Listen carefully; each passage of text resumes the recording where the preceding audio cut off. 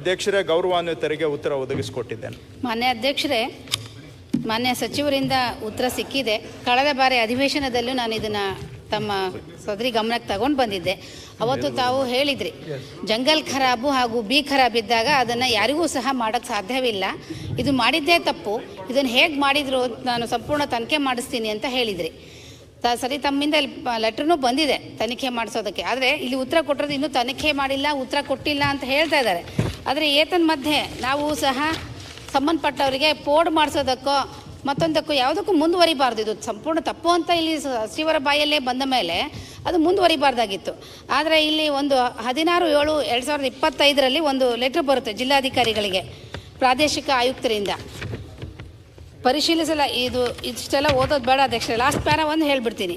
ಈ ಪ್ರಕರಣದಲ್ಲಿ ತನಿಖೆಗೆ ಆದೇಶಿಸಿದ್ದರೂ ಸಹ ಸದರಿ ಭೂಮಿಯ ಪೋಡಿ ನೋಂದಣಿ ಪೌತಿ ಖಾತೆ ಇತ್ಯಾದಿಗಳನ್ನು ನಿಲ್ಲಿಸಲು ಕಾನೂನಡಿಯಲ್ಲಿ ಸಾಧ್ಯವಿರುವುದಿಲ್ಲ. ಆದ್ದರಿಂದ ಯಾವುದೇ ವಿಚಾರಣೆ ನಡೆಯುತ್ತಿದ್ದರೂ ನಿಯಮಾನುಸಾರ ಮುಂದುವರಿಯಬಹುದಾಗಿರುತ್ತದೆ ಎಂದು ಸ್ಪಷ್ಟಪಡಿಸಿದೆ ಅಂಥೇಳಿ ಅವರು ಜಿಲ್ಲಾಧಿಕಾರಿಗಳಿಗೆ ಆದೇಶ ಆಗ್ತಾರೆ. ಇದರಿಂದ ಅಲ್ಲಿ ಒಂದು ರೀತಿಯ ಹಣಬಲ ತೋಳು ಬಲದ ಪ್ರಭಾವ ಪ್ರಾರಂಭ ಆಗಿದೆ. ಅಧ್ಯಕ್ಷರೇ, ದಯವಿಟ್ಟು ಇದಕ್ಕೆ ಮಾನ್ಯ ಸಚಿವರ ಹತ್ರ ಕೇಳ್ಕೊಳ್ತೀನಿ, ಇದು ಕಡಿವಾಣ ಹಾಕಬೇಕು. ತಾವು ಯಾವುದೇ ರೀತಿಯ ತನಿಖೆ ಆಗದೆ ಯಾವಾಗ ನೀವೇ ಹೇಳ್ತೀರಿ ಜಂಗಲ್ ಖರಾಬು ಕೊಡೋಕ್ಕೆ ಬರಲ್ಲ ಅಂದಮೇಲೆ, ಬಡವರಿಗೆ ಕೊಡೋಕ್ಕೆ ಬರಲ್ಲ ಅಂತ ಹೇಳಿದ್ಮೇಲೆ ಯಾವುದೋ ಒಬ್ಬ ಶ್ರೀಮಂತರಿಗೆ ಅದನ್ನು ಕೊಡೋಕ್ಕೆ ಹೇಗೆ ಬರುತ್ತೆ? ಅದಕ್ಕೆ ಕಾನೂನು ತಿದ್ದುಪಡಿ ಆಗುತ್ತಾ ಶ್ರೀಮಂತರಿಗೋಸ್ಕರ? ಅದನ್ನು ದಯವಿಟ್ಟು ಮಾನ್ಯ ಸಚಿವರ ಹತ್ರ, ಭಾಳ ಬದ್ಧತೆ ಇರತಕ್ಕಂಥ ಸಚಿವರು, ತಾವಿದಕ್ಕೆ ದಯವಿಟ್ಟು ಸರಿಯಾದ ನಿಮ್ಮಿಂದ ನ್ಯಾಯ ಸಿಗಬೇಕು ನಮ್ಮ ಭಾಗದ ರೈತರಿಗೆ ಅಂಥೇಳಿ ಈ ಮೂಲಕ ತಮ್ಮಲ್ಲಿ ಕೇಳ್ಕೊಳ್ತಾ ಇದ್ದೀನಿ ಅಧ್ಯಕ್ಷರೇ. ಮಾನ್ಯ ಅಧ್ಯಕ್ಷರೇ, ಕಳೆದ ಬಾರಿ ಮಾನ್ಯ ಸದಸ್ಯರು ಒತ್ತಾಯ ಮಾಡಿದ ಮೇಲೇ ಇದಕ್ಕೊಂದು ತನಿಖೆಯನ್ನು ಕೂಡ ನಾವು ಆದೇಶ ಮಾಡಿದ್ದೇವೆ. ಬೆಂಗಳೂರು ಪ್ರಾದೇಶಿಕ ಆಯುಕ್ತರ ಅಧ್ಯಕ್ಷತೆಯಲ್ಲಿ ತನಿಖಾ ಸಮಿತಿಯನ್ನು ರಚನೆ ಮಾಡಿ ಇದರ ನೈಜತೆಯನ್ನು ಪರಿಶೀಲನೆ ಮಾಡುವಂಥ ಜವಾಬ್ದಾರಿಯನ್ನು ಅವ್ರಿಗೆ ಕೊಟ್ಟಿದ್ದೇವೆ. ಅವರು ತನಿಖೆ ಆರಂಭ ಮಾಡಿದರೆ, ಪ್ರಗತಿ ಆಗಿಲ್ಲ. ಬಟ್ ಅದನ್ನು ತನಿಖೆಯನ್ನು ಆದಷ್ಟು ಶೀಘ್ರವಾಗಿ ಮುಗಿಸ್ಬೇಕು ಅಂತ ನಾನು ಆಲ್ರೆಡಿ ಪ್ರಾದೇಶಿಕ ಆಯುಕ್ತರಿಗೆ ಸೂಚನೆ ಕೊಟ್ಟಿದ್ದೇನೆ. ಎರಡನೇದು, ಮಾನ್ಯ ಸದಸ್ಯರು ಕೇಳ್ತಾ ಇರೋದು, ಏತನ್ಮಧ್ಯ ಇದು ಏನು ಪೋಡ್ ಆಗುವಂಥದ್ದು ಅಥವಾ ಟ್ರಾನ್ಸಾಕ್ಷನ್ ಆಗುವಂಥದ್ದು ನಿಲ್ಲಿಸಬೇಕು ಅಂತ ಅವರು ಇನ್ ದ ಮೀನ್ ಟೈಮ್ ಪ್ರಾದೇಶಿಕ ಆಯುಕ್ತರು ಒಂದು ಲಿಖಿತವಾಗಿ ಸೂಚನೆ ಕೊಟ್ಟಿದ್ದಾರೆ.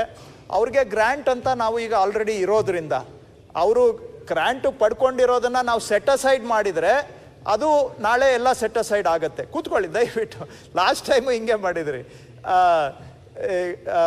ಗ್ರ್ಯಾಂಟ್ ಅಂತ ಇರೋದ್ರಿಂದ ಅವರ ರೈಟ್ಸನ್ನು ನಾವು ಕರ್ಟೇಲ್ ಮಾಡೋದಕ್ಕೆ ಆಗೋದಿಲ್ಲ ಅಂತ ಲೀಗಲ್ ಆಗಿ ಅವರು ಒಂದು ರಿಪ್ಲೈ ಕಳಿಸ್ಕೊಟ್ಟಿದ್ದಾರೆ. ಸೊ ಅವ್ರು ಬರೆದಿರೋದು ಪತ್ರ ಲೀಗಲ್ ಆಗಿದೆ. ಯಾಕಂದರೆ ಒಂದು ಸತಿ ಈಗ ಗ್ರ್ಯಾಂಟು ಒಂದೇ ಫ್ಯಾಮಿಲಿಗೆ 119 ಎಕರೆ ಕೊಟ್ಟಿದ್ದಾರೆ ಫಸ್ಟ್ ಆಫ್ ಆಲ್. ಎರಡನೇದು ಜಂಗಲ್ ಖರಾಬ್ ಇದು. ಸೊ ಒಂದು ಕುಟುಂಬಕ್ಕೆ ಇಷ್ಟು ವಿಸ್ತೀರ್ಣ ಕೊಡಲಿಕ್ಕೆ ಬರುತ್ತಾ ಅನ್ನೋದು ಒಂದು ಪ್ರಶ್ನೆ ಇದೆ ಎನ್ಕ್ವೈರಿಯಲ್ಲಿ. ಎರಡನೇದು, ಜಂಗಲ್ ಖರಾಬು ಕೊಡಲಿಕ್ಕೆ ಬರುತ್ತಾ? ಇವೆರಡೂ ಪ್ರಶ್ನೆಗಳನ್ನು ಪ್ರಾದೇಶಿಕ ಆಯುಕ್ತರು ತನಿಖೆ ಮಾಡ್ತಾ ಇದ್ದಾರೆ. ಏತನ್ಮಧ್ಯ ಅವರಿಗೆ ಗ್ರ್ಯಾಂಟ್ ಆಗಿರೋದ್ರಿಂದ ಅವರಿಗೆ ಇರುವಂಥ ಹಕ್ಕುಗಳನ್ನು ನಾವು ಕಡಿತಗೊಳಿಸ್ಲಿಕ್ಕೆ ಆಗೋದಿಲ್ಲ ಅಂತ ಒಂದು ಲೆಟರನ್ನು ಕಳಿಸಿದ್ದಾರೆ.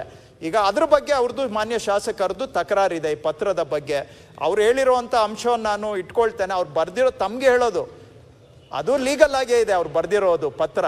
ಹಾಗಂತೇಳಿ ನೀವು ಹೇಳೋದು ಪತ್ರ ಲೀಗಲ್ ಇರ್ಬೋದು, ಆದರೆ ನಿಮ್ಮ ಉದ್ದೇಶನೂ ನಿಮ್ಮ ಗಮನದಲ್ಲಿ ಇರಬೇಕಲ್ಲ. ಕೈ ತಪ್ಪಿ ಹೋದರೆ ನಾಳೆ ವಾಪಸ್ ಪಡ್ಕೊಳ್ಳೋದು ಅಸಾಧ್ಯ ಆಗ್ಬೋದು. ಆದಂಥ ಕಾಂಪ್ಲಿಕೇಶನನ್ನು ನೀವೇ ಕ್ರಿಯೇಟ್ ಮಾಡ್ತಾ ಇದ್ದೀರಿ ಬೈ ಅಲೋಯಿಂಗ್ ಫಾರ್ ಪೋಡಿ ಆ್ಯಂಡ್ ಟ್ರಾನ್ಸಾಕ್ಷನ್ ಅಂತ ತಾವು ಹೇಳ್ತಾ ಇದ್ದೀರಾ. ನಿಮ್ಮ ಭಾವನೆ ಅರ್ಥ ಆಗಿದೆ ನನಗೆ. ಇದು ಎಲ್ಲದಕ್ಕೂ ಸೊಲ್ಯೂಷನ್ ಅಂದರೆ ಇಮಿಡಿಯೇಟಾಗಿ ಎನ್ಕ್ವೈರಿ ಕಂಪ್ಲೀಟ್ ಮಾಡಿದರೆ ಆವಾಗ ಎಲ್ಲ ನಾವು ನೆಕ್ಸ್ಟ್ ಸ್ಟೆಪ್ಸನ್ನು ತೊಗೊಳ್ಬೋದು. ಆ ಗ್ರ್ಯಾಂಟನ್ನು ಅಪೋಲ್ಡ್ ಮಾಡೋದಾಗಲಿ ರದ್ದತಿ ಮಾಡೋದಾಗಲಿ ತೀರ್ಮಾನ ಮಾಡ್ಬೋದು. ಅದನ್ನು ನಾನು RC ಅವ್ರಿಗೆ ಹೇಳಿದ್ದೇನೆ, ಇಮಿಡಿಯೇಟಾಗಿ ಇದನ್ನು ಎನ್ಕ್ವೈರಿ ಕಂಪ್ಲೀಟ್ ಮಾಡಬೇಕು ಅಂತ.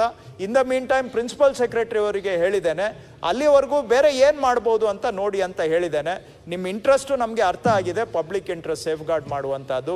ನಾವು ಅದಕ್ಕೆ ಬದ್ಧತೆ ಇದ್ದೇವೆ. ಹೇಗೆ ಮಾಡಬೇಕು ಅನ್ನೋದು ಲೀಗಲ್ ಆಗಿ ನಾವು ಮಾಡ್ತೇವೆ ಅಷ್ಟೇ. ನಂಜೇಗೌಡರು ಅಧ್ಯಕ್ಷರೇ, ಒಂದು ಸಣ್ಣ ಕ್ಲಾರಿಫಿಕೇಶನ್. ಹಿಂದೆ ಭೂ ನ್ಯಾಯ ಮಂಡಳಿ ಇದಕ್ಕೆ ಇವ್ರ ಪರವಾಗಿ ಕೊಟ್ಟಿದ್ದಕ್ಕೆ ಆಗಿನ ಸ್ಪೆಷಲ್ DCಗಳು ಇದು ಮಾಡಿರೋದು ತಪ್ಪು ಅಂತೇಳಿ ಅವ್ರು ವಜಾಗೊಳಿಸಿದ್ರು.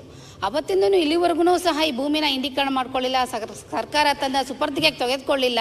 ಇದು ತಪ್ಪಲ್ವಾ? ಇದನ್ನೆಲ್ಲ ಗಣನೆಗೆ ತಗೊಳ್ಳಲ್ಲ ಯಾಕೆ ಮತ್ತೆ RC ಅವರು? ತಗೊಳ್ಬೇಕಿತ್ತಲ್ಲ.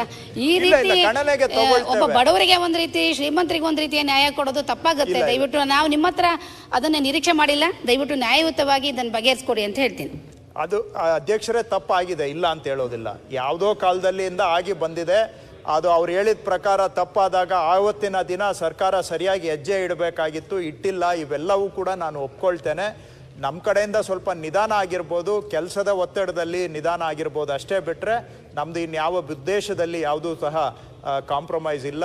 ನೀವು ಭಾವನೆ ನಮ್ಮ ಅದೇ ಭಾವನೆಯಿಂದ ನಾವು ಕೆಲಸ ಮಾಡ್ತೇವೆ ಅಧ್ಯಕ್ಷರೇ. ಆಯ್ತು. ನಂಜೇಗೌಡರು ಇದ್ದಾರಾ? ಅಧ್ಯಕ್ಷ ಇದ್ದೀವಿ. ಅಧ್ಯಕ್ಷ ಇಲ್ಲೇ ಇದ್ದೀವಿ. ಹೇಳಿ ಅಧ್ಯಕ್ಷರೇ, ಕೇಳಿ. ಶಿಕ್ಷೆ ಗುರುತಿನ ಸಂಖ್ಯೆ 1125 ಕಂದಾಯ ಸಚಿವರನ್ನು ಕೇಳಿದ ಅಧ್ಯಕ್ಷರೇ.